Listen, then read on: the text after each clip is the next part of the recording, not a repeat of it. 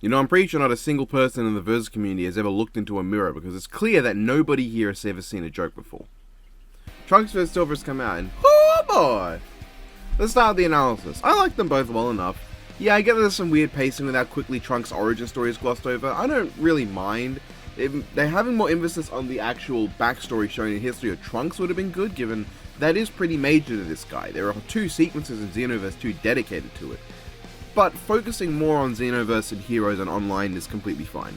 The jokes weren't that great. Disney's Loki, the Hero of Time, and the Keyblade thing were all the same joke of, here's a thing that's similar to another thing in media. Oops, we showed the wrong one first, which isn't the worst kind of joke, but 3 times in one analysis is a bit much. It's not that bad, it's just annoying. Other small things, I guess, I find amusing when they talk about how huge the Spirit Sword is, and they show it being pretty much the same size as normal sword. There's a Seto Kaiba reference, which is great.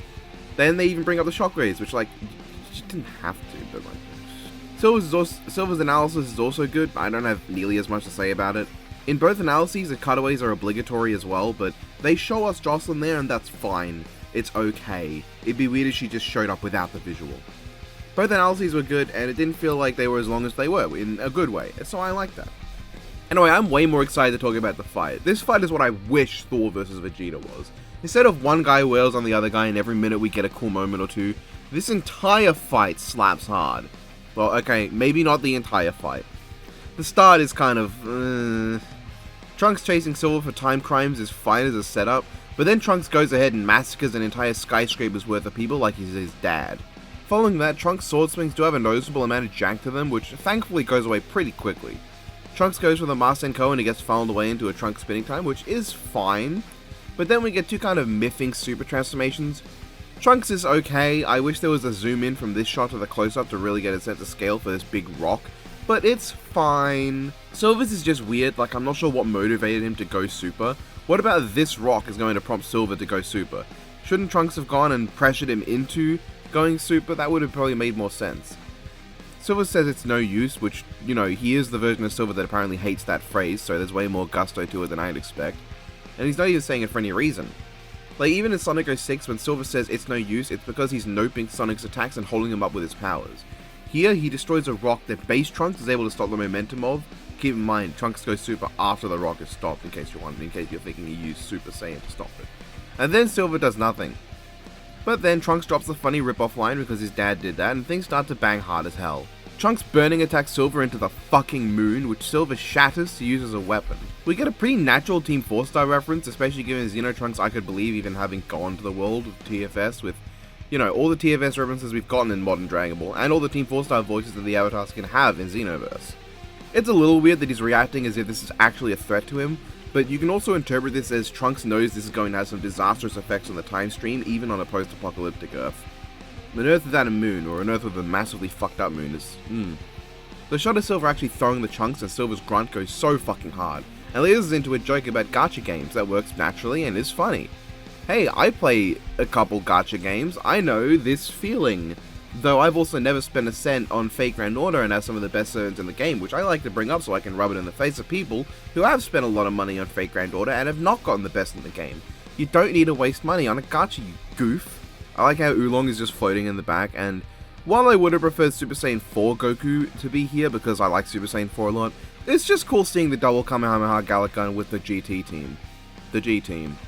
Silver funneling back the attack isn't that special, but Trunks blocking it because unlike the other 2 he knew to see it coming is cool. And Silver using his Psychokinesis to grab the redirecting shots, fucking drifting them away from the Earth's surface and back into his own blast to overwhelm Trunks is awesome. But nowhere near as awesome as the sword shattering and us getting this amazing shot of Trunks' God Key aura exploding out and completely overwhelming the blast. God Trunks then proceeds to fucking throttle Silver with some fantastic shots of him tossing him into and out of a chunk of moon, and this raw as fuck blast that is almost half as cool as Vegeta's final flash. If Trunks had gotten to let out a shout, I have no doubts would have elevated this scene to at least close to the final flash, because visually it's almost as good too. Especially how the color changes, that just is Trunks drawing the key sword and jamming it into Super Silver is great, giving us the only time in any episode that a Super Hedgehog is actually injured.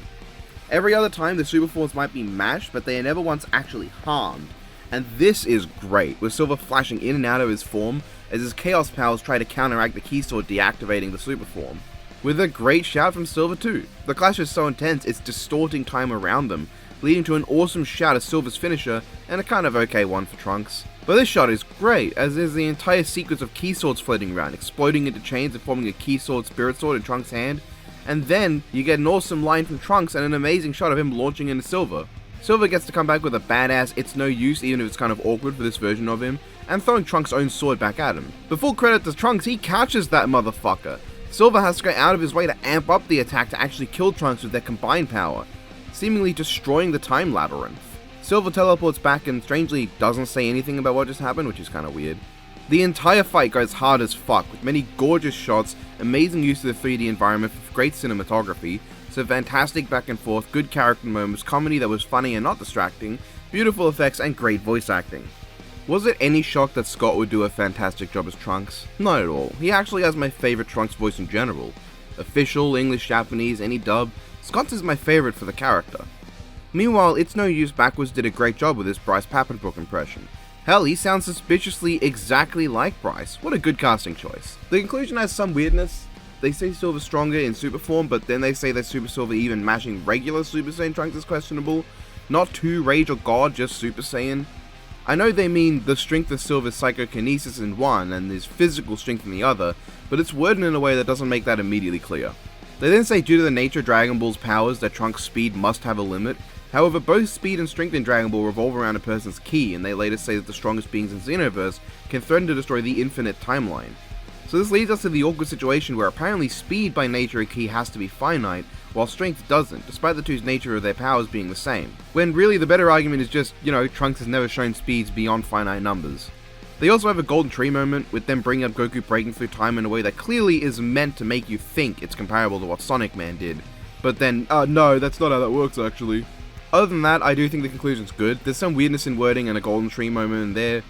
Not enough to really take away from it to me. It goes into both stats and abilities in a way that's interesting, comparing cosmologies, power interactions, so on. It's really solid. In general, this is an awesome fight and a good conclusion, both of which give me hope for just how hard Gogeta vs Omnimon could go if done right. Overall, yeah, I really enjoyed this episode. As an avid fan of Xenoverse, so much so that I've clocked in more hours in Xenoverse 2 than any other game other than Monster Hunter World. About as much time as my boy Huan has clocked into Smash Bros even, and enough time to constitute a health problem. This gave me all I could have wanted. I changed maybe a few things at the start, nothing major. Most of the fight I keep the same, because it just goes as hard as it can. This episode gives me even more desire for Gogeta vs Omnimon, because it'd be like this, but even more intense and hard.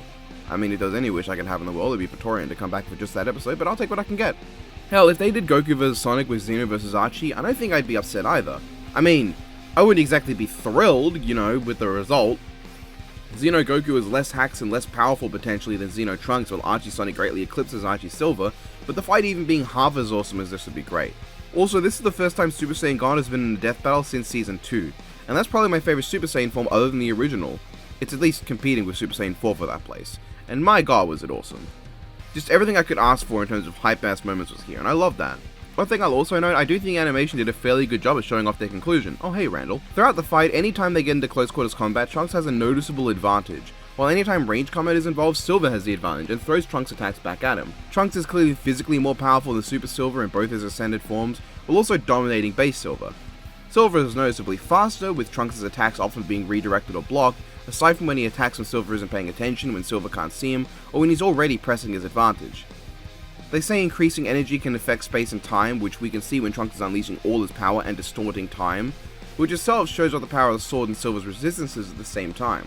It's just really good. I'm gassing this episode up a lot because frankly, I liked it. If something decides to focus more on hype than character, this is how I'd like it to be done. Not that either character lacked moments to highlight their personalities. Silver has a few kind of fittingly awkward lines and Trunks gets to be cool and also snide, but it's also very much more focused on just being hype, and does it way better than some other episodes this season. Also, I noticed this shot had a lot of cameos, but someone actually went and pointed them all out, and man, I love that. There are probably even more in this total sequence that I didn't even notice. Oh, hi Fleetaway Sonic, wondered if you're hinting to anything. Someone fetch me my tinfoil hat! Overall, I think I like this episode so much that I can safely say I liked it more than Biffweed did. While I'm here, some people might not have seen his community post, but due to various reasons, Biff will not be able to get his views out at the same consistent time as mine like he has been the last year and a half or so. So his might not be up by the time mine is. In fact, it almost certainly will not be up by the time mine is. Hopefully I remember this time to actually link it after the fact. Also, yeah, he's right. That next time, nobody could have predicted that, huh? Well, that was the review. Congratulations me, I'm a prophet. I just felt like pointing that out.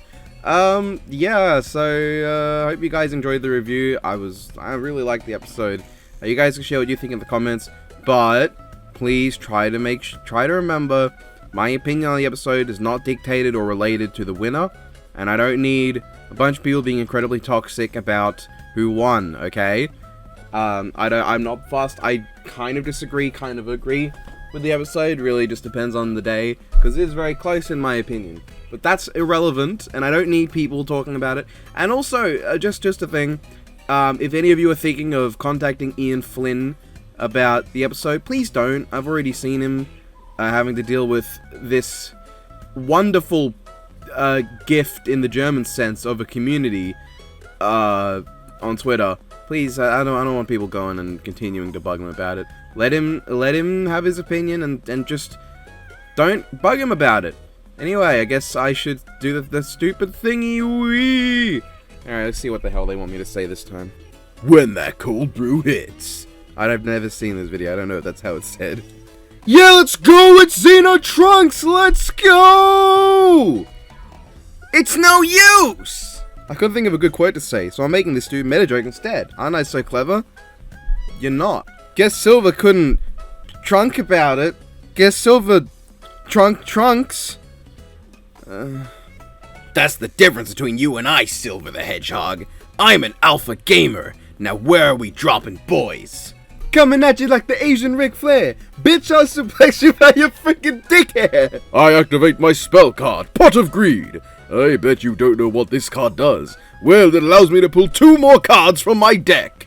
With that, I activate my spell card, Pot of Greed. It allows me to pull 2 cards. I am 100 meters from your location and approaching rapidly. Start running. We live in a society. I love dishonesty. Oh, that was a thing. That was certainly a thing. Again, thank you to all my patrons. I normally say at the start, I think, but this time I forgot to. Thank you to all my patrons. They've been going by this whole time. You can support me on Patreon if you want.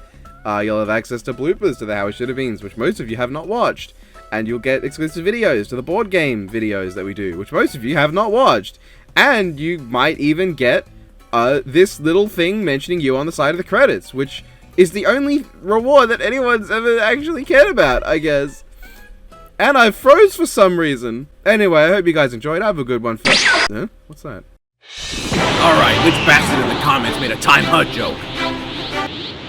Holy shit, it's the guy who says the Lobo film! Bitch, I'll suplex you by your fucking dick hair.